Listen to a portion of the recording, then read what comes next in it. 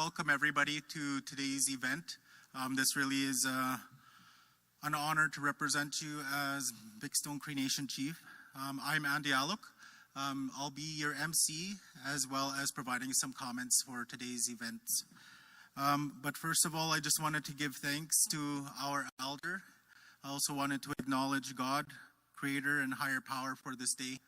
I want to welcome everybody to our events.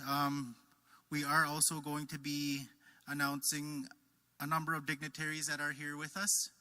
And we are also going to be providing an opportunity for everybody to celebrate in this occasion with some photos and questions, as well as addressing any media questions that we might have from the press. I wanted to also introduce Minister Devin, the Minister of Transportation and Economic Corridors. I will also be acknowledging and addressing our colleagues who are also a partner with the United Northern Developments Limited Partnership. So with that, I just wanted to introduce the Minister of Transportation and Economic Corridors, Devin Dreeshen.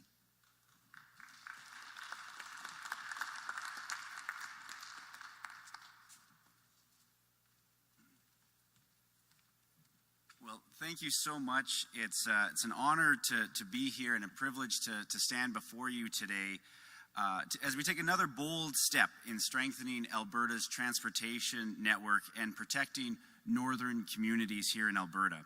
Now, the government of Alberta is committed to building strong, resilient, and connected northern communities, and today's announcement is a testament to that commitment. We all remember the devastating impacts of wildfires in recent years. They have reinforced the urgent need for safe and reliable evacuation routes. That is why we are investing $311 million over the next 3 years to expand emergency egress capacity in northern Alberta. Now, this investment will ensure that people have new and improved options to escape dangerous situations quickly and safely. One of the most significant projects in this investment is the extension of Highway 686 between Peerless Lake and Fort McMurray. This project will add 218 kilometers of new highway, creating a critical east-west corridor in northern Alberta. Not only will this serve as a vital emergency route, but it will also strengthen transportation for industry, improving the movement of products, heavy equipment, and essential goods and services. Our government recognizes that a strong highway network is the backbone of economic growth, and this project will open up new opportunities for businesses and communities here in northern Alberta. And we are proud to work closely with First Nations on these essential infrastructure projects. As we did something actually unique with 686, as we did provide nations to essentially put that line on the map of where this new 200-plus kilometer road would be, and allowed them to talk directly to their people on where that natural economic corridor would have been and will be in the future. Now, leaders from Peerless Trout First Nation, Loon River First Nation, Bigstone Cree Nation, and Fort McKay First Nation have been strong advocates for improved road access. Their voices have shaped this project, ensuring it meets the needs of the people who live and work in their communities. Now, our commitment is to work together as true partners, ensuring that these investments create long-term benefits for First Nations and all Albertans. In addition to Highway 686, Budget 25 includes several key projects to enhance emergency route capacity and highway safety. $117 million is going into Twin Highway 63 north of Fort McMurray. $97 million is going into safety upgrades on Highway 881, including new passing lanes and intersection improvements. $14 million is planned as an extension of Highway 956 from Laloche, Saskatchewan to Fort McMurray, providing another vital evacuation route for the northeast part of this province, as well as design work for Highway 88 with early utility move construction set for this fall, and construction of that 34-kilometer project by next year. Now, these projects and many more are just highways, and we understand that, but they are also investments in Alberta's future.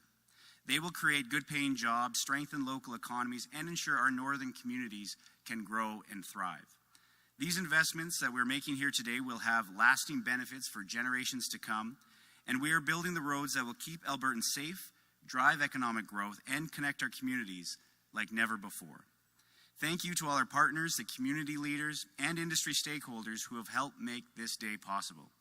Together, we are making Alberta stronger, safer, and more resilient. And with that, I'd like to invite Chief Gilbert up to the podium to provide some remarks. Thank you.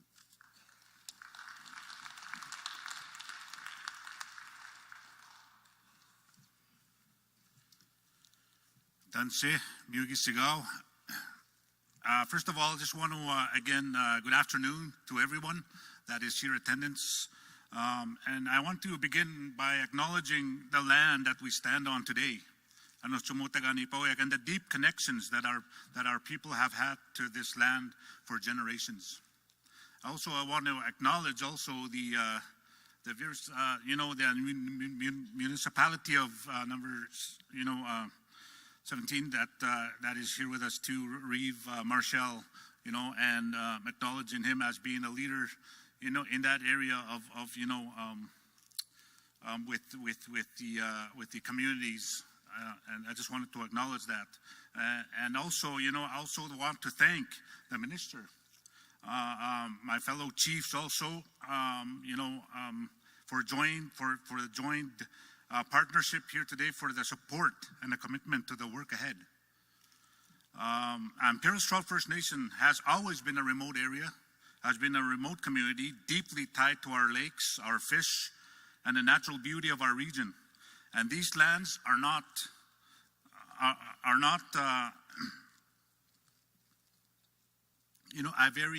I'm very honored, as to speak on behalf of Peerless Trout First Nation, because of the uniqueness that this nation, these communities have within our lakes. And it's very serious to also to speak on behalf of the lands and resources that we have within the land that's been blessed by the Creator Himself, for our nations. And and we do practice, our ways of life depend on healthy environment. So these are the kind of things that I wanted to address, moving forward. And I think that is what we had captured when we first started out having these kind of a coffee chats with the two other chiefs, uniting a development source of, how can we make this happen, for the corridor. And these are the kind of things that I've been envisioning regarding the economic, side of things that are going to be happening. It's a door wide open, and I'm very pleased to have, the First Nations actually be on the driver's seat of all this, with the province, dictating where and what should happen within this, paving the road, as I would say, making this happen, and the forerunners of the acknowledging also the membership. Membership are a big part. Our knowledge keepers, our elders that know the land, that live the land, and these are the people that are unique, and they are unique in a special way regarding moving forward with our lands. So it's just an honor. It's just an honor to even stand here as a young generation moving forward, to be a role model also to others that are coming behind us. The generation to come.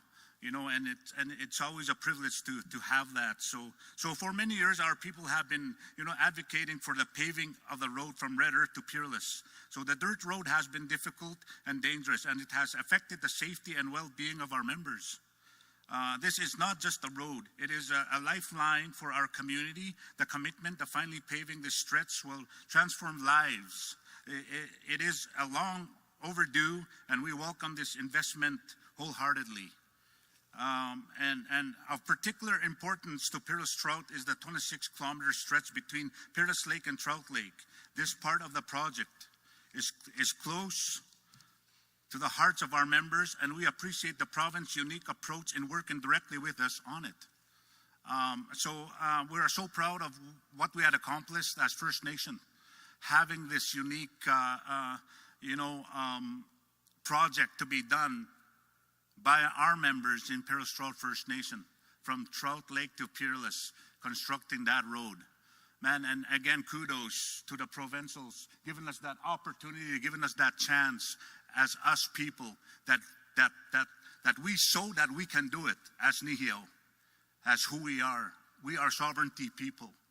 And I know we have that knowledge of having that expertise, having people to come, even to work with this project that we are talking about today, which is the corridor from Fort Mac.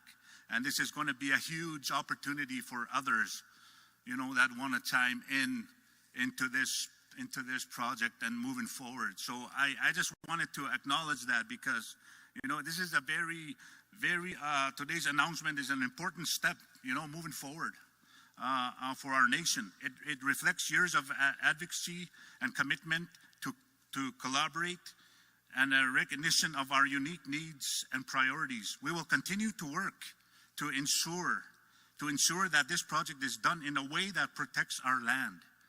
And that is the key, is to protect our land at the same time.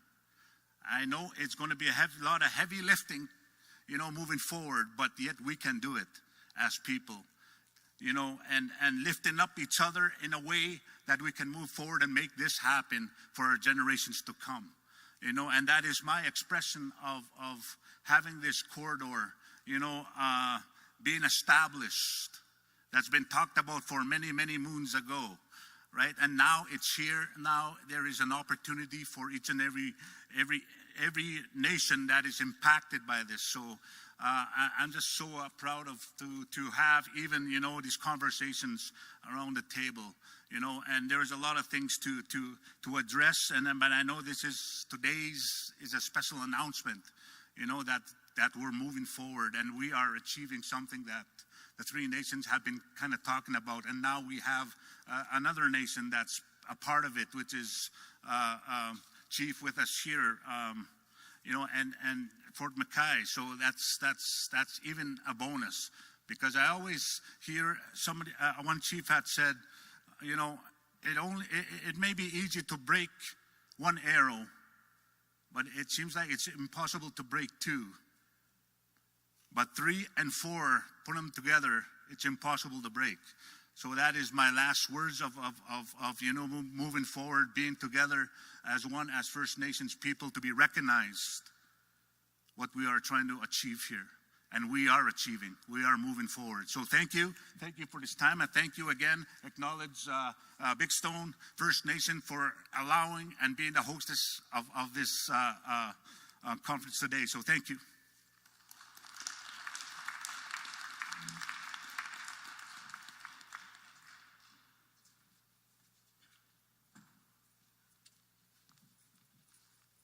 Thank you, Chief Gilberto Como. I'm now going to acknowledge and also welcome Chief Ray Powder of the Fort McKay First Nation.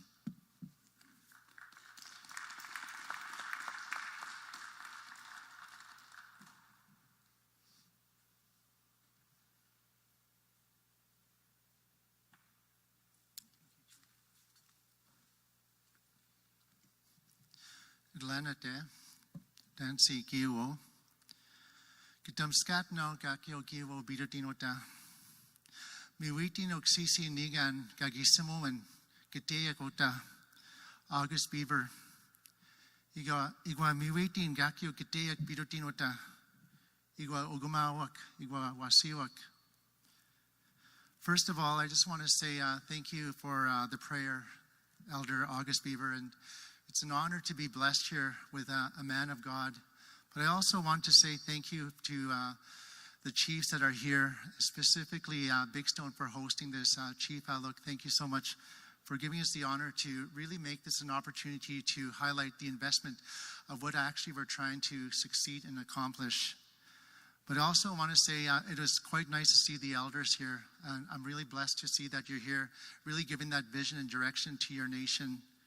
But I also want to say thank you to the other leaders here, Chief Sawan from the Loon River, and also from Peerless Trout, Chief Ogumau, and then also the Grand Chief here, Trevor Mercady. But I also want to acknowledge Minister Dreeshen for being here also and really giving that opportunity. And also a good friend of mine, Scott Sinclair, the MLA, who is here representing this riding. First of all, I want to say that for me, for being here is also an important time and a moment for specifically so on what's actually happening on the international stage. And believe me, it's quite challenging at this moment for who we all are as leadership at this time. But I also want to say that I really thank Minister Dreeshen for providing us an opportunity for this invitation to be a part of this announcement, to really, really make strides in what we're trying to accomplish. It's events like this that when we actually come together as people and we need to travel at long distances, this is going to be an opportunity for us in really, really actually making that opportunity happen. I really believe that a more direct route that links the highway from northeastern to northwestern Alberta will actually make quite a tremendous savings in the economy and also in money that will support the increase, the flow of goods and services within this region, also in Alberta, also including energy products and heavy equipment. But also the expected alignment for Highway 686 will also link each and every one of us together as communities. This vast improved economic corridor, which I'm going to be talking about a little bit here, will enable our nations to take advantage of new opportunities. This means all of us here, Gakio, Giano, Oksisi, all of us taking that opportunities to grow our revenues, to strengthen our self-sufficiency and care for our members, and mostly and above all is to sustain the growth of our nations and our communities. The completion of these economic corridor along Highway 686 from Fort McMurray to Peace River right down to Grand Prairie will create that opportunity for us on the western and eastern side of Alberta. But also Highway 686 will create a major opportunity to improve interprovincial access from region to region, which I mentioned earlier. Highway 686 will also improve interprovincial access, and not only interprovincial, but also to global markets such as Asia and also Europe. So for us, this is an exciting time, and not only an exciting time, but a great opportunity for all of us.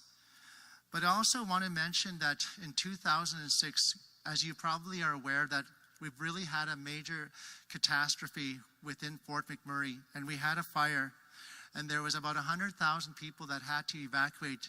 And under that evacuation order, we only had one access. So if you really think about it, not only as a vision, but also as a safety matter, this will create an opportunity for another access for that fire route. And this also includes also for people in this region, whether it be Trout, Loon Lake, or Bigstone. This is actually an opportunity because I know at times we're seeing an increase in wildfire in that. And you know, we're quite blessed that there was, unfortunately, that there was no one that passed except there was two people that actually did not, it was not good for them at all. So in many ways, it was a miracle for Fort McMurray, for how many lives that were saved and all that, because it is the only road in and the only road out. So this hopefully will create an opportunity that there will not only be one road in, but there will be actually a few accesses aside from Highway 881. I also want to say that when Highway 686 is complete, we'll have an important alternative route that we're all going to have to share and experience and all that. But not only that, I also believe that the twinning of this highway that's going to be taking place within Fort McKay to actually Fort McMurray is going to be an important access, because for some of you that don't know the region and all that, we don't have a full twinning highway over there from Suncor specifically. It used to be called Syncrude to Fort McKay. So this will create an opportunity for that access to the Premier Lougheed Bridge. And for those that don't know the region, the Premier Lougheed Bridge is just right next to the community of Fort McKay and our First Nation. So, you know, I really want to say on behalf of Fort McKay First Nation, I do want to applaud the province for this whole initiative. But I also want to really say that I applaud them for taking an entirely new approach on the Highway 686 project. But I also want to say that the first significant new highway project in Alberta will be this one in the last 2 decades, because we haven't had a project like this. Our ancestors have lived in this land, in this region, since time immemorial, with the Dene, the Beaver, and the Cree. In Northern Alberta, many of the members of our nation still practice our traditional way of life on the land, and we feel our responsibilities to each and every one of you that as stewards for future generations very strongly, not only as of today, but going forward. Alberta has invited our First Nation to help and determine the optimal route for this new highway that will preserve sacred sites, important hunting and ceremonial spaces, and traditional land use. And maintaining the honor of the Crown is an important area also, just to acknowledge that it requires that the government consult with each and every one of us in the development of our traditional territories. And this is why you see the highlight of who we are as the 4 First Nations here. The very best time to do this, and it's just to highlight that benchmark, is the beginning, which is now. And even to have that discussion on opposing interests, this is the time to iron out those interests that we need to put on the table here, that we can accommodate each other's through negotiations and through collaboration and partnership. I just want to share with you a little bit of a personal conversation I had this morning with one of our members in our regions within the Fort McMurray area. And she mentioned to me that this route would also be beneficial to them for sporting events, to get to other communities for hockey, baseball, or whatever is in the excitement of athletes. So I want to close off in saying that Fort McKay First Nation looks forward to working with our friends and family at Bigstone, Peerless, Trout, and Loon River and Loon Lake First Nations, and with the government of Alberta to bring this project and fruition to a way that will benefit each and every one of us. This project, let me highlight, is a will and a testament of our 4 First Nations, but also to collaborate to jointly make great strides that will benefit nations, Albertans, and Canadians. So I want to say thank you so much. Thank you for God for allowing us to give us the opportunity to create benefits. And now I'd like to say thank you, Chief, once again, Chief Aluk of Bigstone, for hosting this. Nanaskumtanan Marsicho.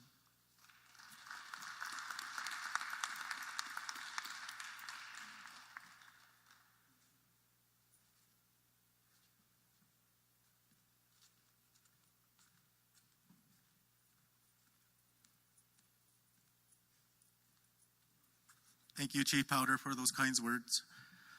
I now at this time would like to acknowledge and also welcome to the podium Chief Ivan Sawan of Loon River First Nation.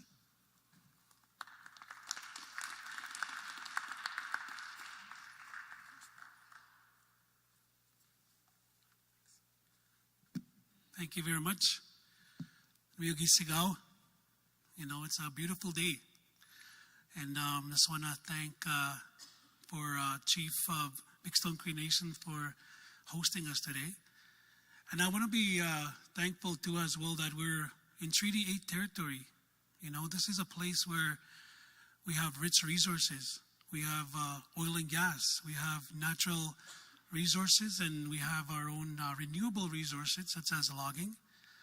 And we have quite a few things that we usually benefit within our communities, whether it be economic development, whether it be work for our people, jobs for our people. And most of all, our elders have lived off these lands for generations. And who's going to speak for the water? Who's going to speak for the animals? Who's going to speak for the livelihood, you know, within Treaty number 8? We have to be those voices. You know, leadership have to be the voices. Our elders have to continually be those voices to secure our future, that no more detrimental things to happen to our environment and our air quality. But as something that we've really championed is our culture and our language, we have to keep pushing for our own people, for our elders, and for our young generation that's coming. So we are those voices. But in this specific project with the 3 communities, the 4 communities now, the UNDPL, we've been able to have a conversation with the province of Alberta. And I really commend the province of Alberta for opening up that dialogue, the opening up that conversation that First Nations people can sit in the driver's seat and champion corridors and economic growth and more jobs in the region. And I think more so, like the chiefs and the minister said, the emergency management. We're always rushing and always in anxiety because we're kind of trapped in this corridor of Boreal Forest. When the fires come, where do we go? This is another stride that the province of Alberta and the local First Nations and the municipality is going to champion, that we're going to have a corridor that's going to have an access for a way out when these emergency managements come into play. So I just really applaud the nations, and I want to thank the leadership within Bigstone Cree Nation, the councilmen, because they've done a great job in supporting this initiative. I want to thank the PTFN Council as well for really supporting this initiative, and Loon River First Nation and Fort McKay as well, and the province of Alberta. So if we're going to champion something and we're going to move ahead and get some great outcomes within this region, it's going to have to take a collaborative force with the municipality and the local First Nations within the region. So let's move forward. Let's see this day where there's going to be a corridor within our neck of the woods. Let's have a vision and a goal as to we're going to finish this from A to Z, and we're not going to get stuck, because we're going to be a region that's going to be unified in a unified approach and to be able to see good success within our region. I think it's time First Nations get in the front seat and drive this initiative for our people and for our region. And I just want to thank everyone for showing up, and I really thank even our local MLA as well for being part of this conversation. And of course, Devin Dreeshen have really championed this First Nations initiative to be able to do this good kind of work. And I really thank you for that. Ikusek, naskumt now.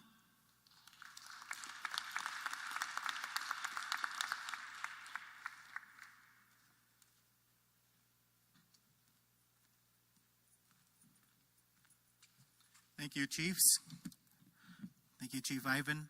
I also want to acknowledge that we are in Treaty 8 territory. And with that being said, would like to also acknowledge Grand Chief of Treaty 8, Trevor Mercurdy, and I would also welcome him to the podium to say a few words. Thank you, Chief Alok. First of all, I want to apologize for getting my headdress today. I feel naked up there amongst these chiefs. You know, when I became involved in this project, when I was asked to be a part of this announcement, like a lot of the First Nations people, there's always heavy concern when we talk about highways and whatnot being opened up into our territory. But after becoming involved and listening to the chiefs and how they've become involved in leading this effort, it gives me comfort. It gives me comfort that it's being done right. And I have to acknowledge the province and Minister Dreeshen for allowing that to happen. There's always heavy concerns when we're talking about any type of economic activity in our areas. I know from experience how important these highways are. I'm up from Northern Alberta there, and we used to use Highway 88 quite a bit before it was paved. And while that highway was probably a lot better shape than the highway that Peerless Trout has been dealing with for many years, we've heard of the issues that they're having there within their community and services to medical help and other areas. So I guess you know, moving forward with this, it's a beautiful thing. And the people here today, the people in the gallery, the chiefs, the leaders of today, the ministers, they all had a part in this. And the previous leaders, the previous councils, the previous people that were pushing for this. Because this has been years and years in development. There's going to be a lot of economic activity in there. You're going to see people coming and going and all the good stuff. The important thing is that we become economic partners too. Not only just approving the building and also building it, but also the maintenance of the highway. And a suggestion that I brought forward today is also have us name the highways and possibly name some of the other highways in Alberta that by the nations that are heavily impacted by these highways, because there's the truth about it is cutting through a traditional territory, and it is a loss of life, and it is a loss of land. The other thing that we need to discuss is and we can discuss is the once we start opening the door for corridors, which is what is happening, we can also discuss wildlife corridors for animals and for our people to make sure that our way of life stays intact. I would like to also recommend that maybe we can have some sort of reflectors along the highway for when we see animals and moose a little bit quicker, because that's going to be a very big problem on that highway. Just little things that we can work on. I'm not sure if they've been discussed before, but from what I can see, the chiefs have done a very good job in making sure that their concerns have been met, whether we're talking about economics or the environment. And it's an honor to be here and to stand amongst these chiefs. They're very well spoken. It's hard to follow chiefs that are as well spoken as these ones. And I appreciate everyone being here. I appreciate being invited. And thanks for the prayer this afternoon. It was well needed. And Masicho, thank you for everything. Thank you.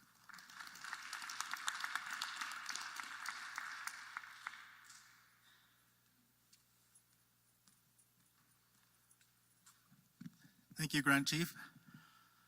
So again, I just wanted to thank Minister Dreeshen for his presence today, as well as your opening remarks. Also wanted to acknowledge and thank all of the chiefs that are here with us today for their words of wisdom, as well as their opening remarks for today's announcement. Again, wanted to welcome everybody, not only to Bigstone Cree Nation, but also to the territory. It's an important day for our nation, as well as Northern Alberta. I want to acknowledge Chief Ray Powder from the Fort McKay First Nation. Also wanted to acknowledge Chief Gilbert Okamal with Peerless Trout First Nation. Chief Ivan Sawan with Loon River First Nation. For these are the gentlemen that I had worked alongside with in establishing and moving forward with the United Northern Developments Limited Partnership. Also wanted to acknowledge the Grand Chief of Treaty 8 for his kind words, as well as the work that he continues to do in supporting the nations of Treaty 8. Also wanted to acknowledge my council of the Bigstone Cree Nation, over to my right and to my left. Also wanted to give acknowledgement to my council who is not here. We do have Councilman Loretta Glaju from Calling Lake who is not present. Also Councilor Peter Young from Wabasca who is also not present. My council has been very supportive and finds a number of ways to bring their talent and expertise to the table. So wanted to give them a very loud and large acknowledgement for the continued work that they do with not only myself, but the community of Bigstone Cree Nation.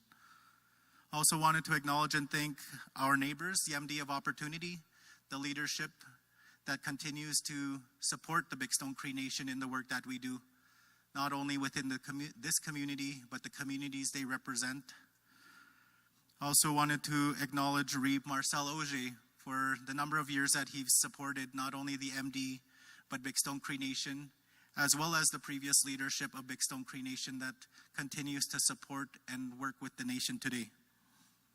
Also wanted to acknowledge our MLA, Scott Sinclair.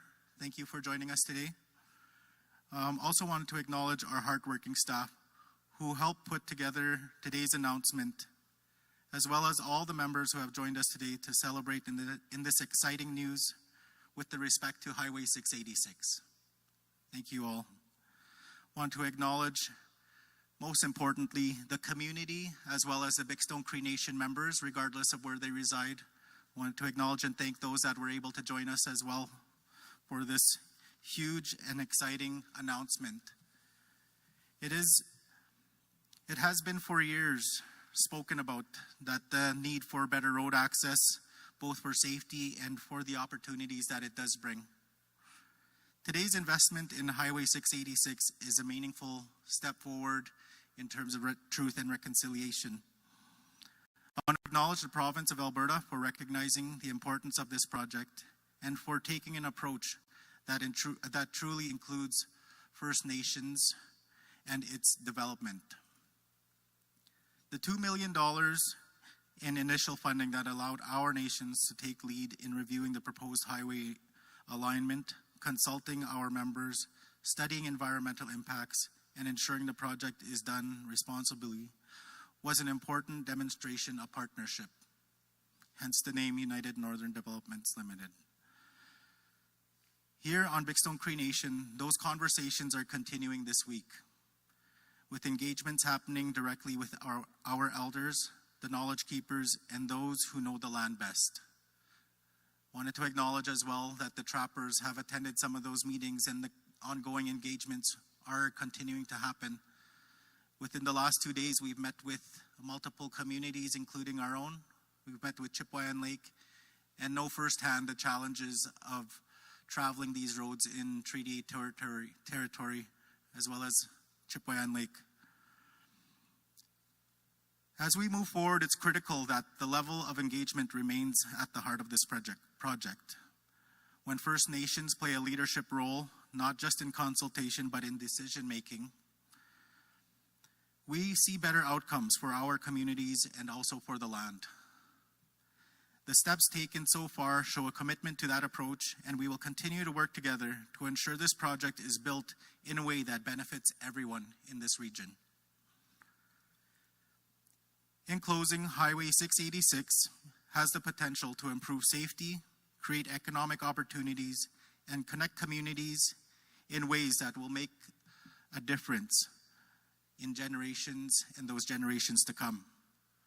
Today, we appreciate the investment, and we look forward to continuing this work in partnership with my colleagues, the chiefs of the respective nations, as well as the province of Alberta.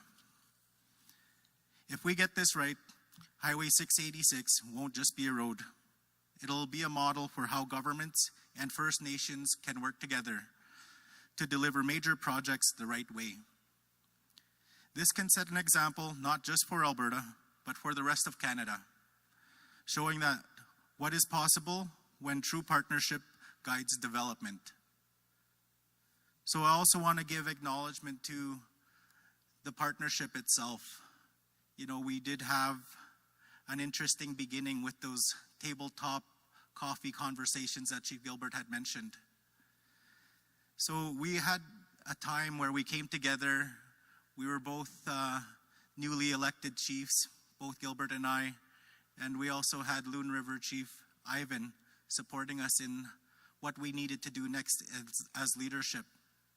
So it's not only a partnership, but really a true friendship as to what we need to do in our roles of leadership, acknowledging the huge responsibilities that we have in representing our communities. We also then began conversations and began a friendship as well with Fort McKay Chief Powder. So I also wanted to acknowledge him and thank him for coming to the table and jumping on board with this huge initiative that is going to benefit the community members and the nation members of Bigstone Cree Nation and the respective nations that are in partnership. I also want to give a shout out as well to all of the elders that are here for continuing to guide us in what we should be doing, what we shouldn't be doing, and how we need to represent ourselves as well from our respective nations. So I want to give acknowledgement as well to those elders that are here today. Want to also acknowledge our ancestors before us who have fought many battles, overcome many challenges to make Bigstone Cree Nation what it is. As we move forward in partnership with the other nations, we understand each other as nations and know the overwhelming challenges that we face, whether it's in terms of natural disasters, opioid crisis, or social issues that we face.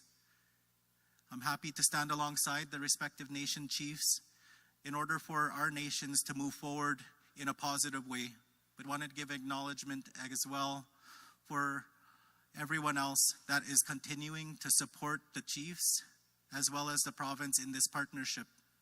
I think it's through these conversations and these partnerships that we're truly going to grow as a nation and as nations to support our membership in a very positive way. With that, thank you very much.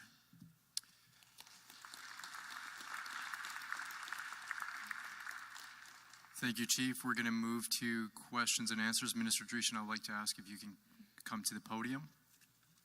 We'll be taking questions from reporters that came in person. Just a reminder that it's one question, one follow-up. Any questions? Okay, seeing no questions, we're going to go to the operator.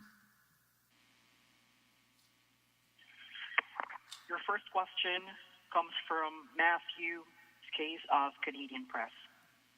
Your line is already open. Hi, Minister. Thanks for taking our questions today. The Mayor of City Lake says Highway 88 is, quote, costing lives, and Emily Sinclair, in a letter on the weekend, said he's deeply concerned about the lack of infrastructure projects in Northern Alberta. I'm wondering how you respond to this criticism that the province isn't tending to the North infrastructure, and whether you have plans for Highway 88 specifically. No, thank you so much for that question. And Highway 88 is in Budget 25. There's going to be an engineer that's going to be hired this month or next month that will obviously do the design work to widen Highway 88. And then once obviously that design work is done, it'll go out for tender and we'll have major construction on it by next year, and most likely some utility construction work along the ditches of Highway 88 this fall. And just the history on 88, we actually talked with the local communities to figure out if we wanted to just repave it. And it was a decision by them, actually, through consultation with them, to make sure that we could actually widen Highway 88. They wanted to make sure that it was done properly, because obviously the truck traffic, whether it be oil and gas or forestry, along that 34-kilometer stretch. So we decided not to do the quick and easier one, which is just to pave it, which obviously narrows the road, but to actually take the time to acquire the land, to design it, to actually widen it, to make it safer, not just for industry, but also for communities and people that use Highway 88. So Highway 88, if the budget is passed, is going to go forward. And when you look at just the Transportation Economic Corridors capital plan, it's a $8.5 billion capital plan over the next 3 years. And the breakdown is about $2 billion for Edmonton, $2 billion for Calgary, and over $4 billion for rural Alberta. Now, obviously, we have 64,000 lane kilometers that we have to maintain provincially, and over 5,000 bridges that we have to. But that's the breakdown of the capital plan in Budget 25. Follow-up?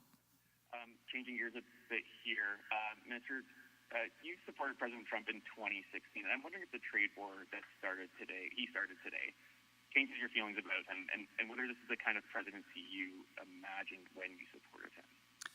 Well, first I would say I've never seen an American president that has galvanized Canadians so much to allowing East-West trade, and to look at the last 10 years of what we've seen federally here in Canada, where we've had about $176 billion worth of energy projects that have been canceled or have died due to a delay of regulations or new legislation coming in from the federal government, ranging from the Federal Impact Assessment Act, which is also dubbed the No More Pipelines Act, and just the straight-up cancellation of the federal government on the Energy East project that obviously would have brought Alberta energy to the Atlantic, Northern Gateway, which obviously would have brought Alberta energy to the Pacific Ocean, and then also a tanker ban from the same Liberal government. So I think the fact that the current Liberal government is now seeing the errors of their ways and look at the last 10 years as something they're trying to distance themselves and trying to build as many east-west pipelines and energy projects as quickly as possible is something that's reassuring. And also when I was at Quebec City a couple weeks ago at the transportation ministers meeting across the country, I actually spoke to the federal transportation minister about an economic corridor agency where the federal government obviously would take the lead because it is, through the Constitution, the responsibility of interprovincial trade, but to make sure that the federal government could sit down with the provinces, with First Nations, to be able to prioritize economic corridors and nation-building projects, whether that's an oil or gas pipeline or electrical utility lines, possibility of new cargo rail or highways. So to me, that's reassuring to see that there's now this reinforced economic corridor vigor that seems to be going across the country, which here in Alberta we've been talking about for quite some time, and it's nice to see the rest of the country catch up. Next caller. That was a question about how you feel about President Trump specifically. Well, I think when it comes to the 25% tariffs, obviously the reaction any country has to do when they're faced with tariffs is retaliatory tariffs, and of equal dollar value. So it was at least reassuring to see that there's a 10% tariff on Alberta energy products, but 25% tariffs for whether it's agriculture, forestry, you name it, and the retaliatory tariffs that will now have to be put on American products coming into Canada is not good when it comes to the inflationary crisis that I think both Americans and Canadians are feeling right now. Obviously, the trades of goods back and forth becoming more expensive with tariffs is something that is very harmful. So I think it is something that as a Canadian government you have to retaliate when it comes to tariffs. And I still think it is something that the provinces and the federal government have to be able to work with the United States to make sure that we can have these tariffs removed as quickly as possible and make sure that the longest, a great relationship, trading relationship that Canada has had with the United States is there, because there's tens of thousands of kilometers of pipelines that connect the two countries to refineries that ship energy around the world, and to have to restart all of that would obviously cost a lot and hurt a lot of jobs, especially here in Alberta. Next caller, just a reminder, that is one question, one follow-up. Your next question comes from Dennis Kobchun of CBC. Your line is already open. Thanks for taking my question. So could you please provide a bit of a timeline or I guess the plan for this year when it comes to work on 686? What in fact does the government and the partnership intend to accomplish, say, this year? Yeah, well, again, on the history of it, I think it was just last year when we made an announcement, and Pearl Calahassan was there, and everybody up here was there. That announcement, the chiefs, and so many here today. Just the importance of 686, and the fact that, and it had been mentioned here again today, how often this project has been talked about. And I think as we come step by step closer to finally seeing ground broke and to actually see a road being constructed, people start to realize that this is a real project and it is coming to fruition. And what I think was unique about this project was, instead of the province coming in with an engineering firm that puts a line on the map, and then we take that, send it to the First Nations and say, you go out and do your consultations with your people, we flipped the script on that. We allowed the First Nations to go out and talk to their communities, talk to their elders, talk to trappers, talk to hunters, and realize where the best alignment would be going through their communities. And I think that's been a beautiful story and a beautiful partnership, and they've done a tremendous job engaging with their people.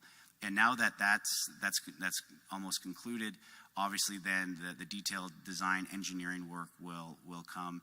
And I think we could probably see construction on some of the easier parts kind of at the bookends of where this alignment would be. Hopefully this year or by next year, to be able to see some of that work start. And then obviously a 200 plus kilometer project does take a lot of time. There's going to be a lot of environmental permits that are going to have to happen. There's also the Federal Impact Assessment Act that I mentioned previous, that actually has in it that even a 150 kilometer new road to be built within a province, which is this project, it would have to go under an additional federal impact assessment, which we obviously think is ridiculous, and something that I hope a new government federally would obviously amend or repeal that act, because as when it comes to pipelines, that can be drawn into decade plus long regulation and review. So there are obviously some hurdles ahead of us. But again, when it comes to the engagement and it comes to the actual project and where it's going to be and that construction start time, it's something that we're pushing for as quickly as possible. Thank you, Minister. And the province is committing $311 million over 3 years to these various projects. Can you say how much the province has committed specifically to Highway 686 this year? So when we go through the engineering of 686, as once we have that design work done, it would be a few $1 million just to be able to get that engineering underway. And once that alignment is there, that detailed engineered work is done, then it goes out to tender. So obviously, whether it's one large project or it gets broken up through the procurement process is yet to be seen. But we don't want to. It'll be, I'll tell you this, it'll be very expensive, but we don't want to put out a dollar figure just because we want competitive bids to come in to whomever is going to get the construction work, to be able to put in competitive bids to get the best value for taxpayers' money. So I don't want to put out an estimate or a number yet, because obviously we want to have competitive construction bids come in when it's actually tendered. Thanks, everyone. That concludes the announcement. Wonderful. And thank you, everybody, for being here today. And thank you so much, Chief Aluk, for hosting us. And it's been an amazing journey. But thank you, everyone, for being here. Appreciate it.